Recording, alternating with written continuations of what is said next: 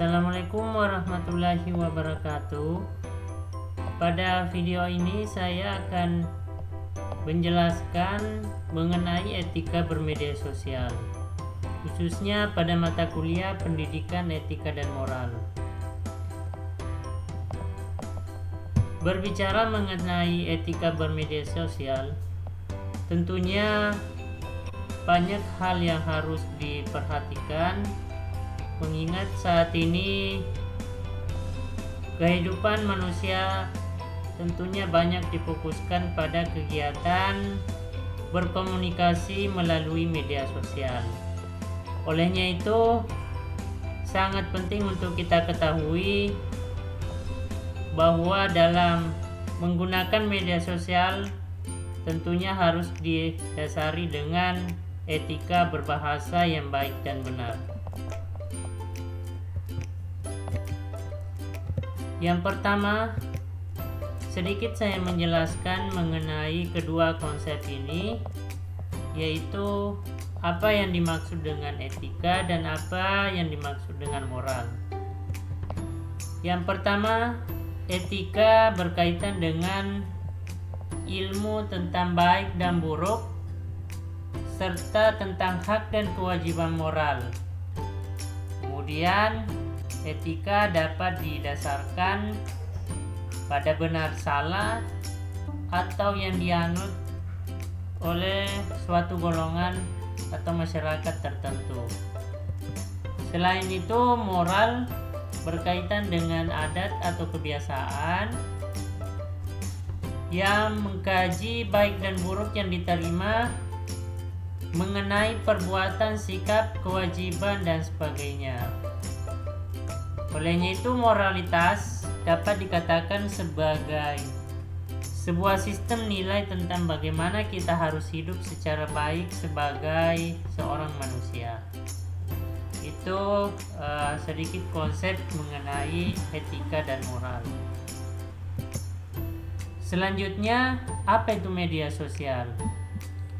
Jadi media sosial merupakan media komunikasi yang efektif, transparansi dan efisien, serta memiliki peran penting sebagai agen perubahan dan pembaharuan.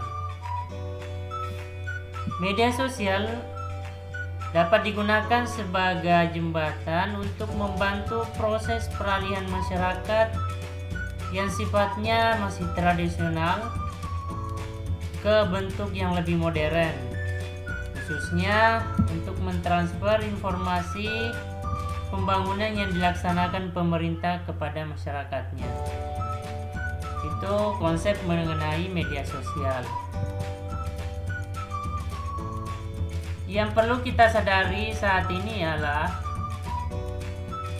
berapa banyak waktu yang kita gunakan dalam bermedia sosial dalam kurun waktu 1 kali 24 jam.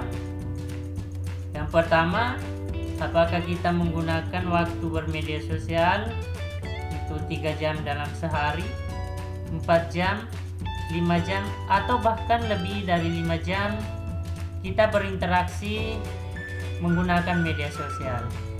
Ini dapat menjadi suatu bahan evaluasi bagi kita masing-masing pribadi.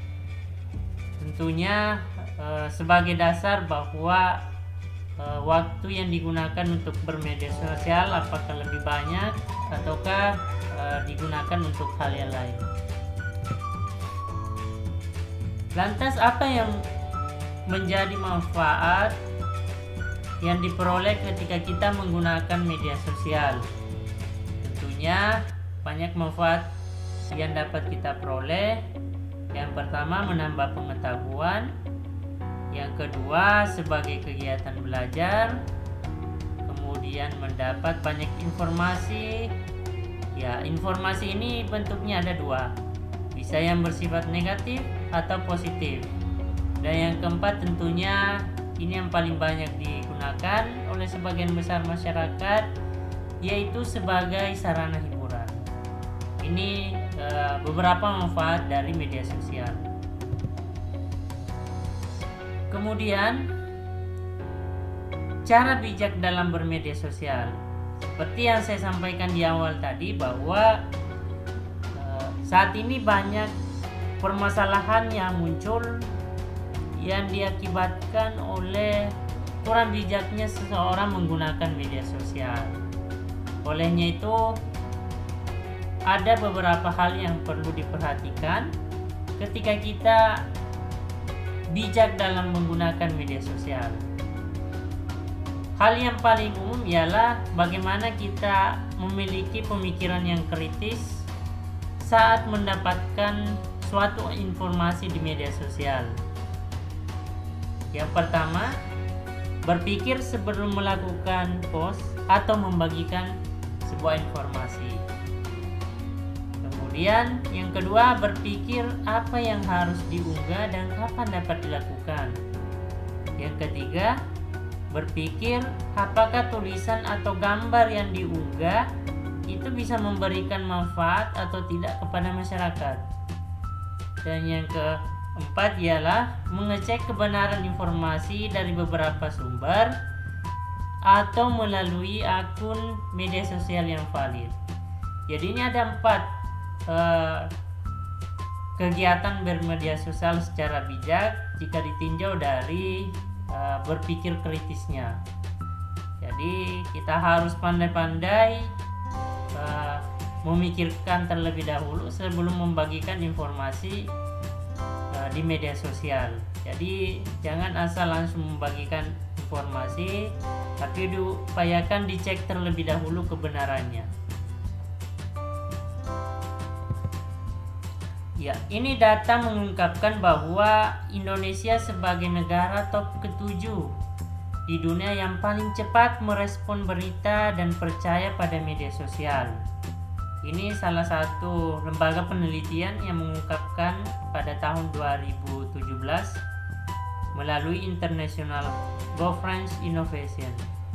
Kemudian data juga pada tahun 2018 mengungkapkan bahwa Indonesia menduduki peringkat ke-6 dari bawah sebagai negara yang memiliki literasi rendah dalam bidang membaca, matematika, dan sains.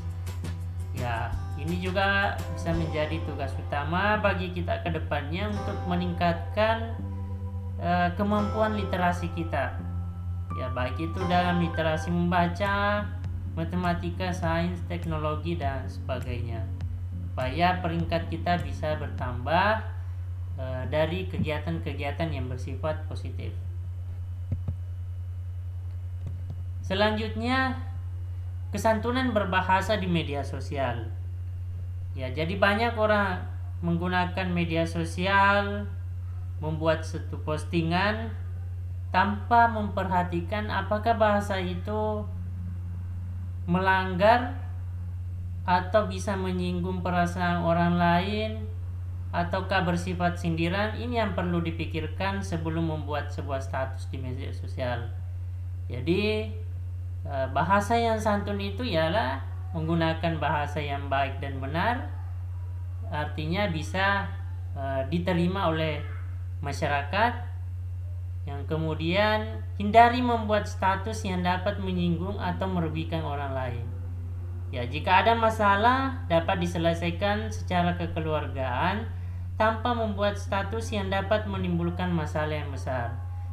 Karena ini banyak kasus yang terjadi karena persoalan pencemaran nama baik di media sosial itu bisa masuk ke ranah hukum.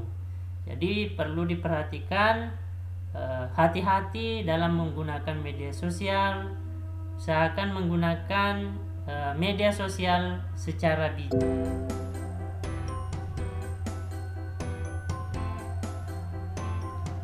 Ya, selanjutnya ada 3 jenis berita palsu atau hoax yang sering kita jumpai di media sosial. Ini tidak bisa dipungkiri bahwa berita-berita yang bermunculan di media sosial itu tentunya tidak semuanya valid. Maka diperlukan itulah yang tadi yang saya namakan berpikir kritis, mengecek kebenaran dari suatu informasi dan seperti membandingkan berita yang satu dengan berita yang lain.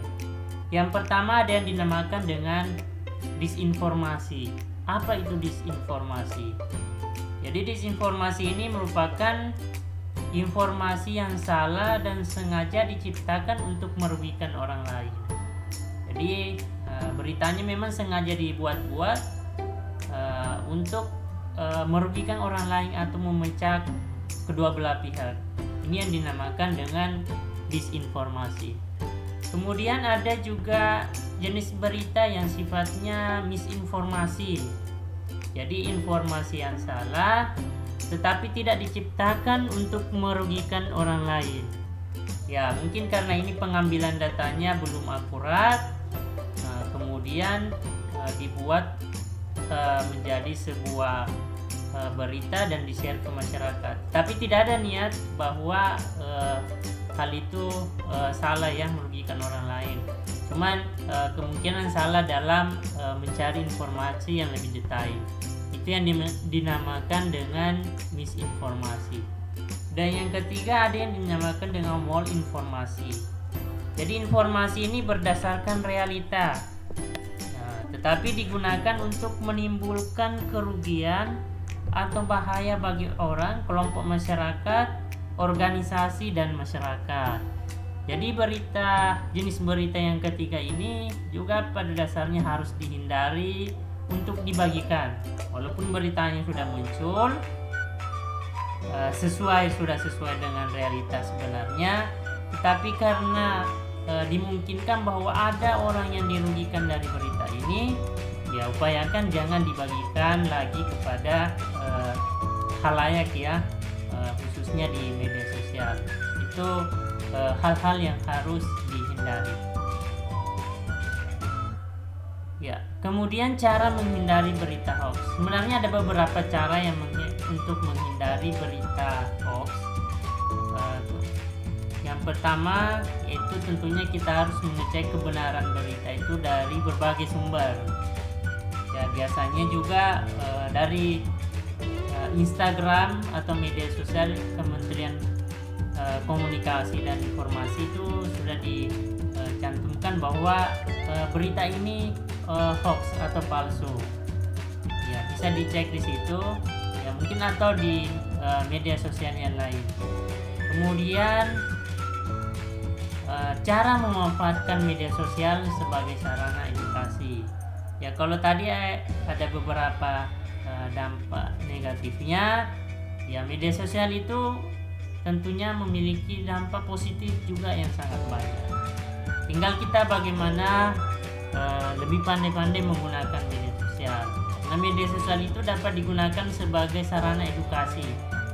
Ya, yang pertama kita dapat menganalisis, melakukan refleksi, mengakses berbagai konten, kemudian mengkreasikan hal-hal yang ingin kita ciptakan, dan yang terakhir yaitu melakukan sebuah tindakan atau aksi dari analisis yang kita lakukan atau dari hasil kreasi kita sendiri.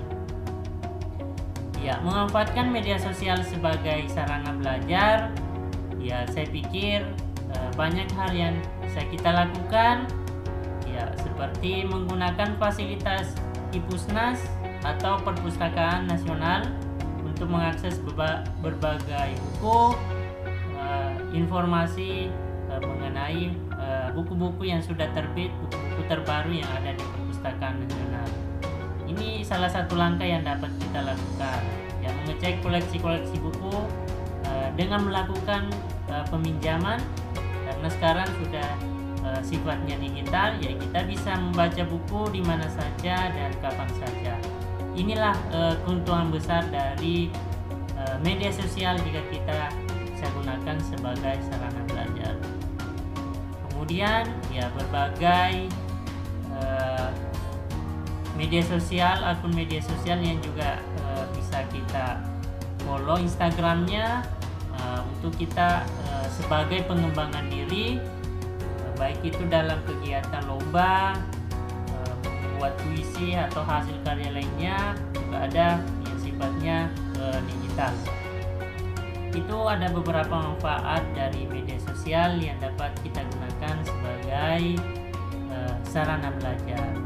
Ya baik, saya kira demikian materi yang sedikit sudah saya sampaikan mengenai pentingnya menggunakan media sosial secara bijak, ya, karena jangan sampai kita salah dalam membuat postingan atau membagikan postingan dengan yang tidak benar atau bisa merugikan orang lain, karena itu bisa saja menimbulkan masalah yang besar dan ujung-ujungnya bisa berdampak pada kasus hukum.